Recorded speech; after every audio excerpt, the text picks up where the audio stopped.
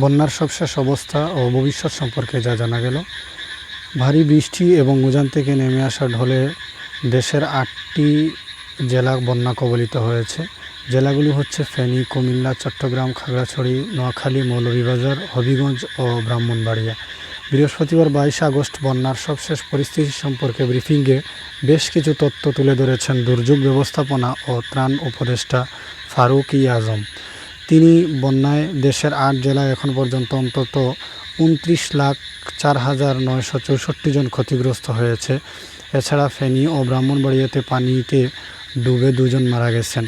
বন্যা কবলিত জেলাসমূহে ত্রাণ বিতরণ কার্যক্রম চলমান রয়েছে। জানিয়ে বলা হয়েছে, গত 20 আগস্ট থেকে বন্যা পরিস্থিতির সৃষ্টি হওয়ায় ক্ষয়ক্ষতি হয়েছে দেশের 8টি জেলা।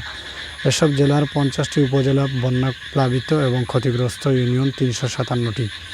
8 জেলায় মোট 4,40,840টি পরিবার পানিবন্দী হয়ে পড়েছে। ক্ষতিগ্রস্ত লোকসংখ্যা 29,04,964 জন।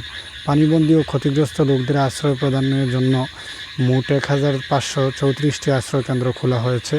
এছাড়া আশ্রয়কেন্দ্রগুলোতে মোট 75,668 জন এবং 7,459টি গবাদি পশুকে আশ্রয় দেওয়া হয়েছে। 8 জেলার ক্ষতিগ্রস্তদের চিকিৎসা সেবা প্রদানের জন্য মোট 444টি মেডিকেল টিম চালু রয়েছে।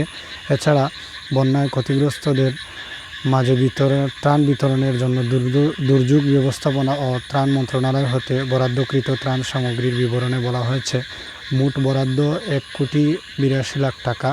চাল বরাদ্দ করা হয়েছে 13,600 মেট্রিক টন। আবহাওয়া সংস্থাসমূহের তথ্য অনুযায়ী আগামী 24 ঘন্টা দেশের পূর্বাঞ্চল ও তৎসংলগ্ন উজানে ভারী বৃষ্টিপাতের প্রবণতা কমে আসতে পারে। এ সময় উত্তর পূর্বাঞ্চলের মৌলভীবাজার ও হবিগঞ্জ জেলার মনু, খোয়াই, দলাই নদী সমূহের সংলগ্ন নিম্নাঞ্চলের বন্যা পরিস্থিতি প্রাথমিকভাবে স্থিতিশীল থেকে পরবর্তীতে উন্নতি হতে পারে।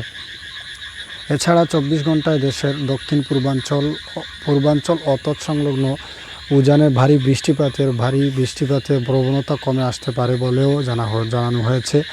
এ সময় এ অঞ্চলের ফেনী, কুমিল্লা ও চট্টগ্রাম জেলার মুহুরী, ফেনী, গুমতি, হালদা ইত্যাদি নদীসমূহের সংলগ্ন নিম্নাঞ্চলের বন্যা পরিস্থিতি প্রাথমিকভাবে স্থিতিশীল থেকে পরবর্তীতে উন্নতি হতে পারে। এদিকে ফেনী জেলায় বন্যা কবলিত এলাকায় উদ্ধার কাজে নিয়োজিত রয়েছে সেনাবাহিনী ও নৌবাহিনী। সেনাবাহিনীর পক্ষ থেকে 160 জন সদস্য ও 40টি উদ্ধারকারী যান ফেনী জেলায় প্রেরণ করা হয়েছে। একটি ওয়াটার ট্রিটমেন্ট প্ল্যান্ট স্থাপন করা হয়েছে। নৌবাহিনীর 71 জন সদস্য ও 8টি উদ্ধারকারী যান কাজ করছে বন্যা কবলিত অঞ্চলে। এছাড়া বিজিবি সহ আরও নৌযান আনানো হচ্ছে বলেও জানা গেছে। ভিডিওটি ভালো লাগলে সবাই কমেন্ট ও শেয়ার করুন। ধন্যবাদ।